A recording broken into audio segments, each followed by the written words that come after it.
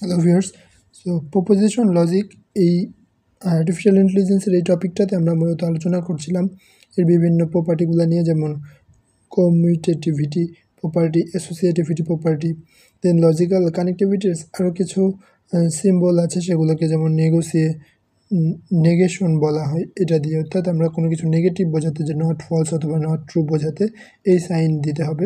Like আমরা যদি বলি যে এই এটা দেওয়ার পরে আমরা বললাম অ্যান্ড, তাহলে হচ্ছে নট অ্যান্ড বা নট অর বোঝাচ্ছে। দেন আমরা এটাতে কনজাংশন বোঝাতে বা অ্যান্ড বোঝাতে আমরা এটা ইউজ করি। দেন ডিজাংশন বা অর বোঝাতে আমরা এটা ইউজ করি। দেন ইমপ্লিকেশন ইন্ডিকেট করার জন্য আমাদের এই সাইনটা দেওয়া হয়, অর্থাৎ কন্ডিশনাল। এবং বাই কন্ডিশনাল বোঝানোর জন্য ইফ, মানে এটা হচ্ছে আমাদের একটার সাথে পুরোটাই মানে ডিপেন্ডেবল, অর্থাৎ এইটা হইলে ওইটা হবে এবং ওইটা হলে এটাও হবে। যেমন আমরা একটা এক্সাম্পল দিয়ে এটা দেখতে পারি, যেমন এখানে বলতে হচ্ছে যে আমরা I will go to mall if, এটা হলো bidirectional, biconditional, if I have to do shopping.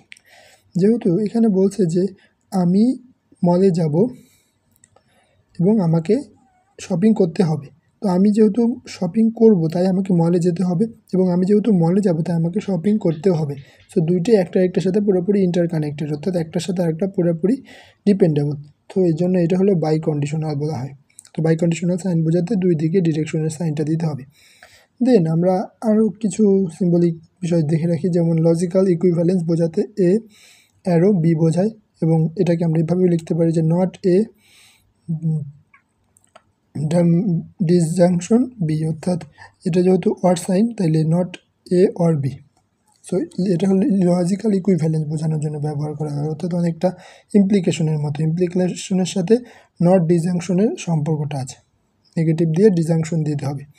দেন হচ্ছে প্রপার্টিস অফ অপারেশন, যেমন commutativity, associativity, identity, elements and distributive, and লাস্টে একটা হচ্ছে এখানে আমরা তুলতে ভুলে গেছি, সো এটা হলো মর্গানস ল।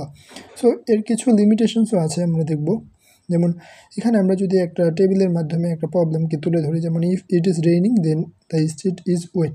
সো এটাকে আমরা যদি পি ঘটনা বা পি একটা ইভেন্ট হিসেবে চিন্তা করি এবং এটা হলো কিউ একটা ইভেন্ট, তাহলে আমরা যদি বলি যে পি যদি ট্রু হয় তাহলে কিউও ট্রু হলে আমরা পি অ্যান্ড কিউ, অর্থাৎ তখন দুইটাই ট্রু হবে। আর পি আর কিউ সেই দুইটার একটার সাথে আরেকটা যেহেতু সম্পর্কিত, তাহলে আমরা পি অর কিউ এটাকেও ট্রু বলতে পারি। আর যেহেতু পি অর কিউ ট্রু, তাহলে আমরা একটু আগে দেখেছিলাম যে এখানে এই ইমপ্লিকেশনের সাথে এই নট